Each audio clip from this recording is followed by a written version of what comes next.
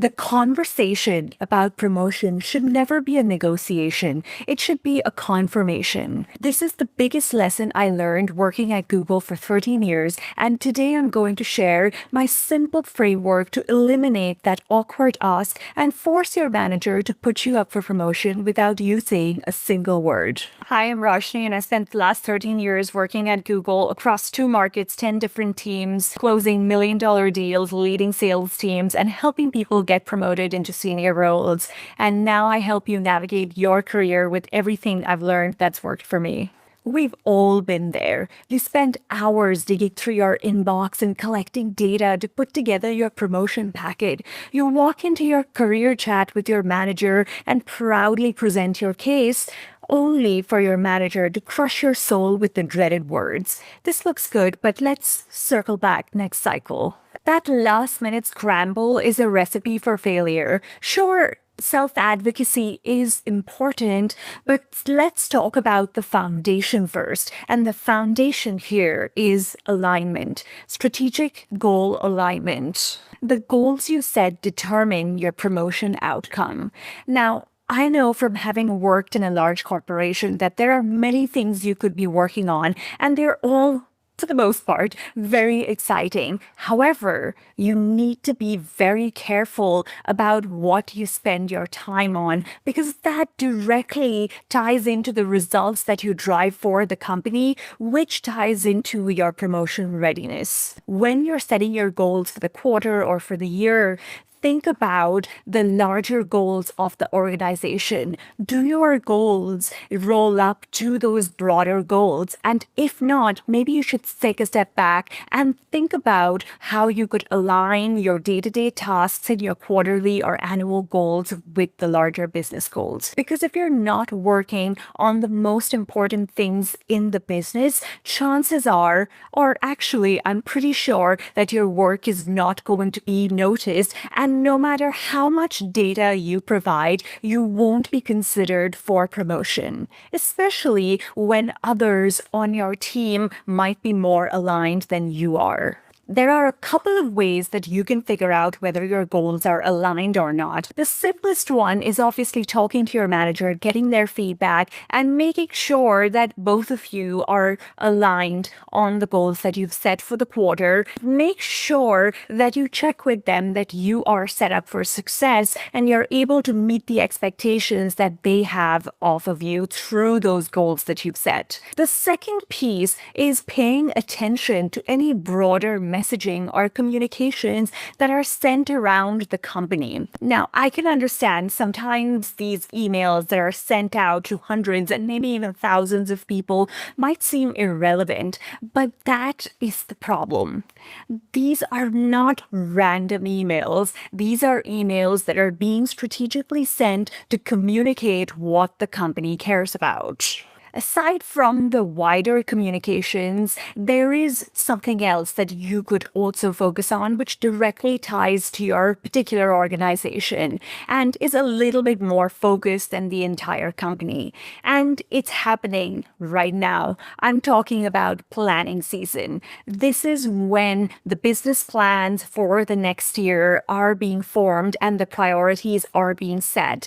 Now, you may not be a part of every planning conversation that happens, but in my experience, usually if you have a solid leadership team, they ask you for your input, and that is what makes for a good plan, in my opinion. I've made this mistake many a times. I've been in rooms where I've been asked for my opinion on a certain part of the plan, or I've been asked to provide input into the plan on what should be included. And in a lot of those cases, I've thought to myself that how can I possibly contribute to this giant plan that involves hundreds of people and involves millions of dollars? And that is where my limiting belief was. I was being asked for my opinion, and I chose to ignore that ask just because I thought I wasn't good enough or I wasn't important enough. And once I learned that even if I didn't have have something meaningful to contribute, I could still ask clarifying questions and understand the business goals a lot better, which in turn helped me set better priorities for myself. I was making progress towards becoming promotion ready. So do an audit of what you're working on, and if you're not aligned with the right priorities, you need to reposition your focus. Now, alignment is the foundation. However, a foundation without a roof is completely useless. You can't rely on your manager's memory. And that brings us to step 2. Systematically document all your accomplishments, big and small. Now, the idea here is to build an evidence bank of sorts so that you avoid that last-minute scramble to put together all of the evidence that you're promotion ready. Let me give you an example from my experience.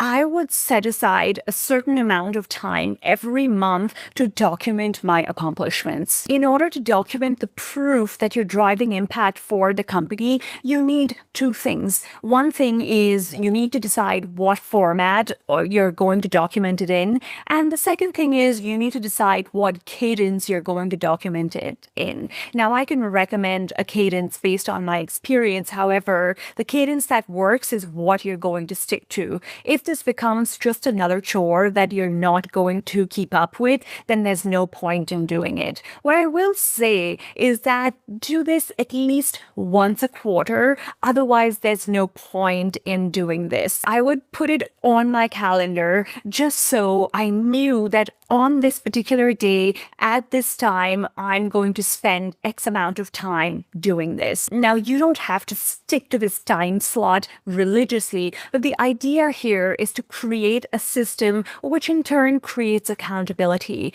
This is only effective if you do it consistently. The effort that you put in every month compounds, and when you see that list of accomplishments at the end of the year, it becomes very easy to justify why you're the right candidate for the promotion. In terms of the format, what I used was a very simple Google Doc. I didn't try to create this whole template or anything like that, but there were a couple of things that I made sure that I measured and noted. One was what was the accomplishment, and I tried to be as specific as possible in terms of the results that I drove. So instead of saying something like, I answered 120 customer support tickets, you could say something like, I improved resolution time by 20% due to the process improvements I implemented. Instantly, it goes from an action of doing a task to having an impact on the business, where not only are you doing your job, but you're creating efficiency for the business, you're saving time for the business, which means that the business is gaining something because of your direct input. The action that you do in order to achieve that might be the same, but the way you frame it and the way you present what you've done really matters here. That's what takes you from being just a team member to a thought leader. Documenting quantitative impact is important. However, what's equally important is qualitative impact. And what I mean by that is maybe you've received a praise from your client or an internal stakeholder. Maybe they're complimenting your work ethic, or maybe they're complimenting how you were easily able to solve a complex problem. Take a screenshot of that and put it in your doc. Qualitative proof is equally important, especially if you're in a team with a lot of different members, because everybody is working towards the same goal. So it's important to distinguish yourself based on your work ethic or based on the relationships you've built. And while they seem like soft skills, or that's what people call it, they are absolutely important, and they make you a more efficient employee that is out there getting things done. Do you have an evidence tracker? And most importantly, are you filling it out regularly? Let me know in the comments. You have the numbers and you have the system to document them consistently. However, the most powerful proof is missing, and we're going to cover that in the last step. However, first, let's make sure that our manager sees the progress we're making. Use your one-on-ones to provide strategic updates to your manager and make them an ally. I'm not saying that you need to update your manager on every single task that you've accomplished that week. Please don't do that. That is not going to work in your favor. But what I am saying is dedicate the first 10 minutes or so of your one-on-one to provide strategic updates. And the key word here is strategic. Pick the things that you've accomplished throughout the week that align with the company's priorities and your manager's goals. And if you're not aware of what your manager's goals are, then spend some time asking them, what are the goals that you're focused on this quarter? What's keeping you up this quarter? What are some of the things or the results that you would like to see the team drive? And trust me, your manager will thank you for asking these questions, because what it shows beyond curiosity and understanding is that you have an ownership mindset. You want to tackle the challenges of the broader company and of the broader team together with your manager. Because remember, you're both on the same team, and the more you can help your manager drive their goals, the more aligned you are with the company's goals. These questions also shifts the focus from just completion of tasks to strategy. But the similar principle of consistency applies here. Consistency is the most important factor when it comes to building trust and credibility, because not only does your manager know that you're making progress, but they also know what to expect from you, and you become that predictable person that they can rely on. And trust me, that's the biggest tool you have when it comes to becoming a thought leader on the team and becoming ready for the next level. Now your manager is on your side, and that's great. However, remember that your manager is just one vote. There are others in that promotion room that you need to convince that you're the one that deserves this promotion. And that brings us to the next step, which is building advocates outside of your direct manager. Unless you work in a very small startup, chances are that there are multiple stakeholders involved in the promotion decision. There is usually a promotion committee that is reviewing all the candidates and making decisions on who should be promoted. So just having your manager as your advocate isn't enough. You need to make sure that others outside of your direct manager also know and appreciate your work. And there are strategic and tactical ways to do that. And no, it doesn't involve sending random update emails that nobody wants to read. Because trust me, that is one thing that will break trust. If you send communication that is not relevant or useful, then that is the fastest way to burn the trust that you've built with your manager and other stakeholders. You always have to be careful about how you go about building these advocates outside of your immediate team.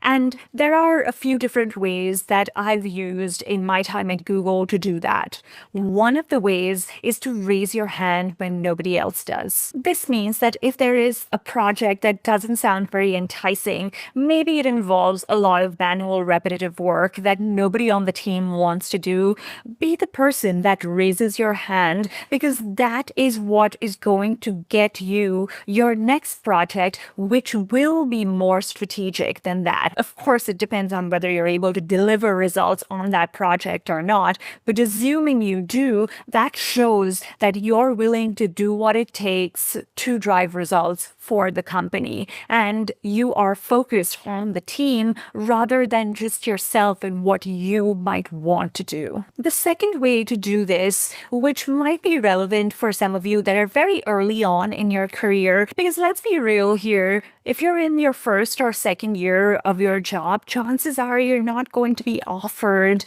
projects outside of your core responsibility, and that's totally fine. However, you can take part in organizing fun things for your team, whether that's a holiday party or some kind of team offsite or anything like that. That is one of the most natural ways of networking. And I despise networking as much as the next person does, but this is a fun way to naturally meet people that have an important position in your team or in your company and show them that you care. And that matters more than you think, because people notice when you care. People notice when you're focused on the team. People notice when you are working towards the goals of the company rather than just serving yourself. If you get to work on cross-functional projects, then you have the perfect opportunity to build those advocates.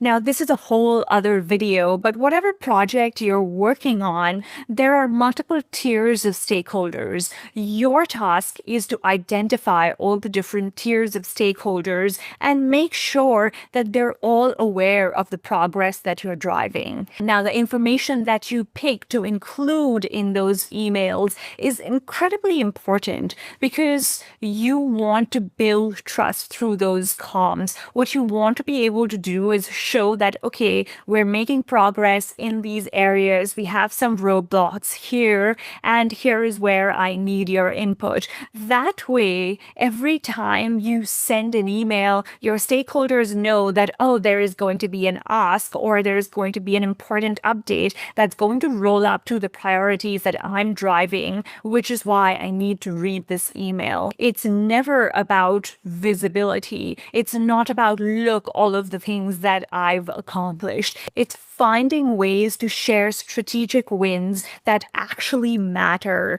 to the bottom line of the business. If you're enjoying this practical approach to progressing in your career, please like the video and subscribe to my channel. Now, you have the advocates and you have the proofs. However, you're missing the crucial step that converts you from a high performer to a promotion nominee. And that brings us to step 5.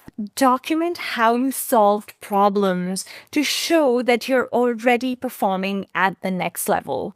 This is probably the most crucial part of the entire promotion process, which is why I mentioned in the beginning that the promotion discussion should never be a negotiation. It should only be a confirmation that you're already performing at the next level. Therefore, we might as well promote you to give you what you deserve. You shouldn't have to negotiate and prove to your manager that, hey, look, I drove X amount of impact for the company. Therefore, you should promote me. When you start acting as a leader and when you start behaving as if you're already at the next level, you will see your manager notice that and bring up your promotion readiness with you. This has happened to me where I've optimized for just making sure that I'm acting as a leader in the room. I'm taking ownership and I'm trying to solve as many problems as I can without the mindset of, oh, I'm doing this because it's a means to an end for a promotion. The goal is to actually care about the business results that you're driving. And the motivating factor for me is because I cared about the partners and the customers that I worked with. But even if that is not the motivation factor for you, which it may not be, people have different motivations, the motivation factor for you might be that I want to be recognized for the work that I'm putting in, which was part of it for me as well. You need to make sure that you're documenting the next level behaviors that you're demonstrating in your day-to-day work. When you're systematically documenting quantitative and qualitative proof, whether you do it once a month or once a quarter, that is the time to set aside 5 minutes to document how you accomplished those results. We've touched on the what, but how we accomplish it is equally important, because maybe in a certain quarter, everybody on the team hit 100% of the revenue goal. It was a particularly good quarter, let's just say. Then, for being considered to be ready for promotion, you don't necessarily always have to hit 150% of the target. That might help, but you could still be promotion ready if you hit 100% of your revenue target, but you did it with clients or customers or partners that were very complex to deal with. Maybe the relationship was really challenging, or maybe there were multiple obstacles that you had to overcome, or maybe it was a cross-functional project where you had to convince multiple stakeholders with different goals to get on the same page about a certain resource. So it's important to document that stuff because it shows that, hey, not only is this person solving problems, but this person is solving problems that our senior team members are solving. And therefore, we must give them more responsibility, and therefore, they are absolutely promotion ready.